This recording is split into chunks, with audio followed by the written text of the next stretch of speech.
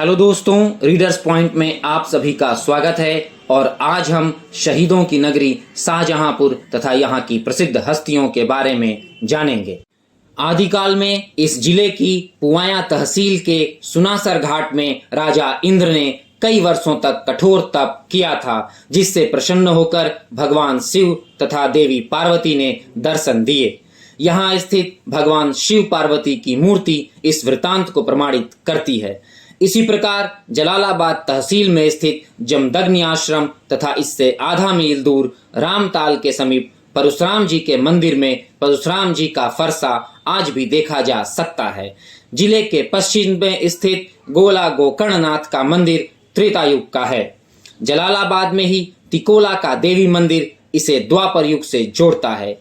इसी युग में पांडवों ने अज्ञातवास के कुछ दिन यहाँ बिताए थे। यहाँ स्थित पटना देवकली मंदिर ऐतिहासिक और पौराणिक महत्व वाला है और यहीं पर आदि गुरु शुक्राचार्य ने भगवान शंकर की कई सालों तक आराधना की थी।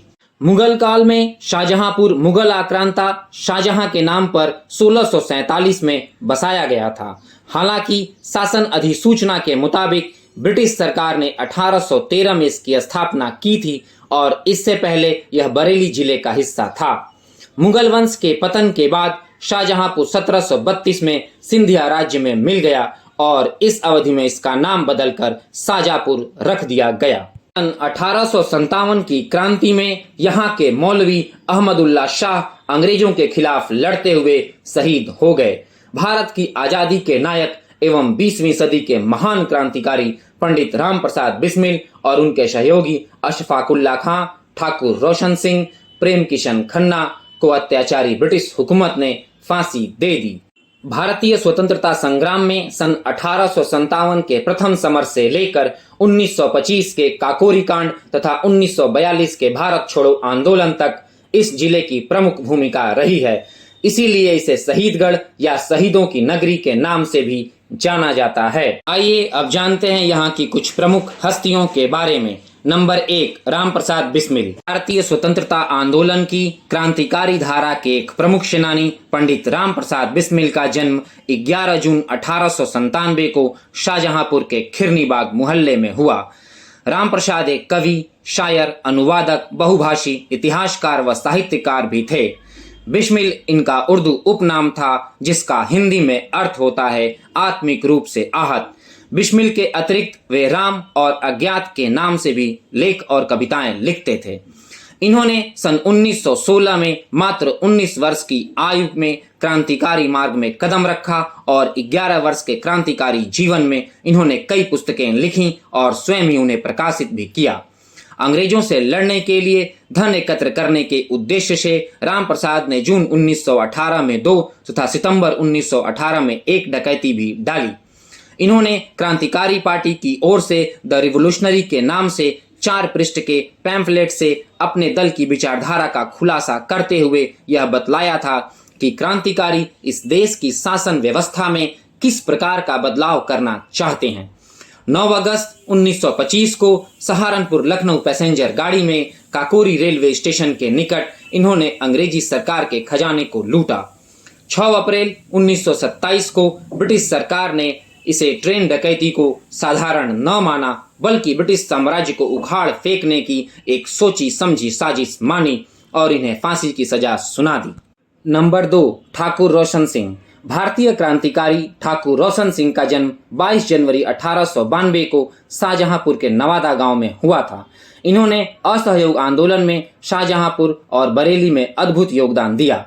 यही नहीं, बरेली में हुए गोलीकांड में एक अंग्रेज पुलिस वाले की राइफल छीनकर अंग्रेजी सेना पर ही जबरदस्त फायरिंग शुरू कर दी और ब्रिटिश सेना को पीछे धकेल दिया। बाद में पकड़े जाने पर इन्हें बरेली सेंट्रल जेल में 2 साल की सजा भी काटनी पड़ी।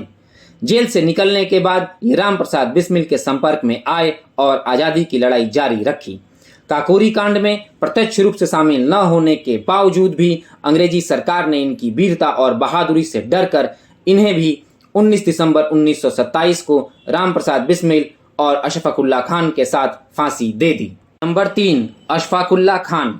भारतीय स्वतंत्रता सेनानी और हिंदुस्तान रिपब्लिकन एसोसिएशन के सह संस्थापक अशफाकुल्लाह खान का जन्म 22 अक्टूबर 1900 को शाहजहांपुर में हुआ। ये लेनिन और रूस में बोल्शेविक क्रांति से काफी प्रेरित थे और गरीबों की मुक्ति और पूंजीवादी हितों की अस्वीकृति में विश्वास रखते थे। इन्होंने देश की आजादी के लिए धन जुटाने के लिए 9 अगस्त 1925 को ये अन्य क्रांतिकारियों रामप्रसाद बिस्मिल, चंद्रशेखर आजाद, राजेंद्र लहड़ी व अन्य देशभक्तों के साथ मिलकर काकोरी के पास एक सरकारी ट्रेन पर हमला किया और उसे लूट लिया। काकोरी डकैती कांड में खान को फांसी की सजा सुनाई गई और 19 दिसंबर 1927 को फैजाबाद जेल में फांसी दे दी गई। नंबर 4, जदुनाथ सिंह राठौर। भारत के सर्वोच्च सैन्य सम्मान परमवीर चक्र से सम्मानित नायक जदुनाथ सिंह का जन्म 21 नवंबर 1916 को शाहजहांपुर में हुआ। ये 1941 में ब्रिटिश भारतीय सेना की 7वीं राजपूत रेजिमेंट में भर्ती हुए। आजादी के बाद इन्होंने भारतीय सेना के सदस्य के रूप में 1947 के भारत पाकिस्तान युद्ध में भाग लिया। 6 फरवरी 1948 को इन्होंने अपनी छोटी सी बटालियन के साथ पाकिस्तानी सेना के 3 अग्रिम चौकियों से पीछे ढकेल दिया।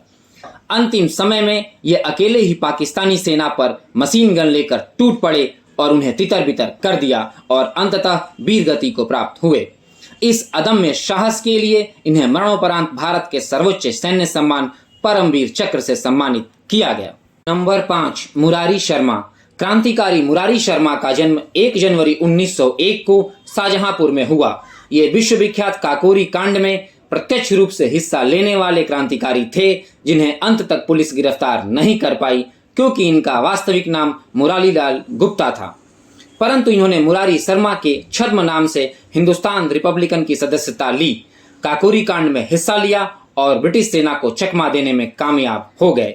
यह रहस्य उद्घाटन उनके यशस्वी पुत्र दामोदर स्वरूप विद्रोही ने 19 जून 1997 को हिंदी अकादमी द्वारा दिल्ली राजेंद्र भवन में आयोजित रामप्रसाद बिस्मिल जयंती समारोह में बोलते हुए किया था। नंबर 6, रामचंद्र। बाबूजी के नाम से प्रसिद्ध योगी रामचंद्र का जन्म 30 अप्रैल 1899 को शाहजहांपुर में हुआ था। महज 23 वर्ष की आयु में इन्होंने फतेहगढ़ के आध्यात्मिक गुरु रामचंद्र से राजयोग, ध्यान व अभ्यास सीखा। इन्होंने इस नई पद्धति को सिखाने के लिए 1945 में श्री रामचंद्र मिशन नामक गैर लाभकारी संगठन की स्थापना की और इसका पंजीकरण भी कराया, जिसे बाद में सहज मार्ग या हार्टफुलनेस मेडिटेशन में बदल दिया गया। नंबर 7, जितेंद्र प्रसाद। भारतीय राजनीतिज्ञ और भारतीय राष्ट्रीय कांग्रेस के उपाध्यक्ष रहे जितेंद्र प्रसाद का जन्म 12 नवंबर 1938 को शाहजहांपुर में हुआ। वह भारत के 2 प्रधानमंत्रियों 1991 में राजीव गांधी और 1994 में पीवी नरसिम्हा राव के राजनीतिक सलाहकार भी रह चुके हैं। इनकी दादी रविंद्रनाथ टैगोर की भतीजी और इनकी मां कपूरथला राज्य के शाही परिवार से थीं। ये शाहजहांपुर लोकसभा क्षेत्र से 1971, 1980, 1984 और 1999 में सांसद चुने गए थे। नंबर 8, सुरेश कुमार खन्ना। भारतीय राजनीतिज्ञ सुरेश कुमार खन्ना का जन्म 6 मई 1953 को शाहजहांपुर जिले में हुआ। ये भाजपा से शाहजहांपुर निर्वाचन क्षेत्र से लगातार 9 बार विधायक का चुनाव जीत चुके हैं, जो यूपी विधानसभा के लिए एक रिकॉर्ड है। ये 19 मार्च 2017 को योगी मंत्रिमंडल में शहरी विकास और संसदीय मामलों के कैबिनेट मंत्री बने। वर्ष 2019 में पुनः वित्त, संसदीय कार्य और चिकित्सा विभाग के मंत्री बनाए गए। नंबर 9, राजपाल यादव।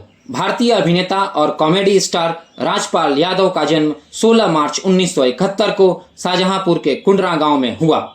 इन्होंने भारतेंदुनाथ एकेडमी और national school of drama Delhi से पढ़ाई की है। वर्ष 1999 में दिल क्या करे से इन्होंने अभिनय की शुरुआत की। इसके बाद प्यार तूने क्या किया, जिंदगी का सफर और तुमको न भूल पाएंगे जैसी फिल्मों में काम करके एक हास्य अभिनेता के रूप में स्थापित हो गए।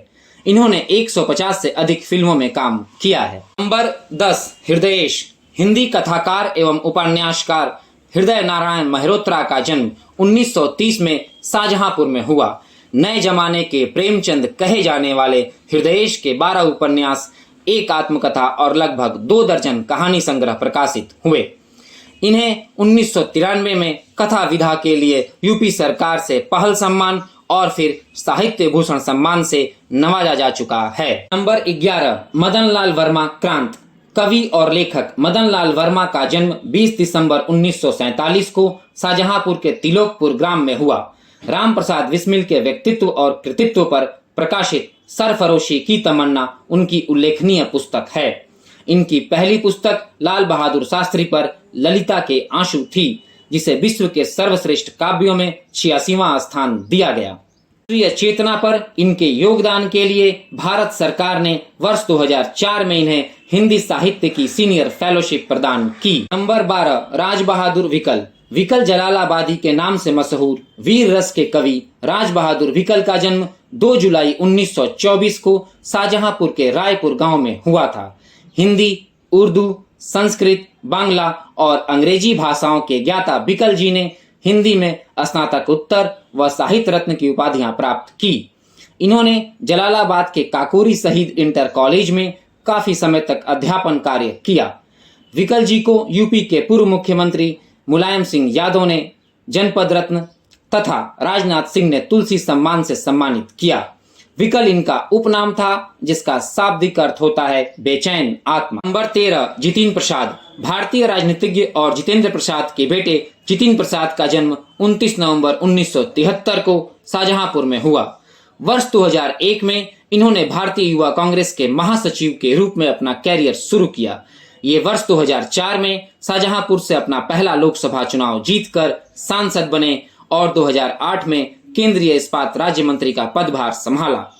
9 जून 2021 को जितेंद्र प्रसाद ने कांग्रेस छोड़ दी और भाजपा में शामिल हो गए। 14, सलोना कुशवाहा। भारतीय सामाजिक कार्यकर्ता सलोना कुशवाहा का जन्म 7 मार्च 1974 को शाहजहांपुर के निगोही में हुआ।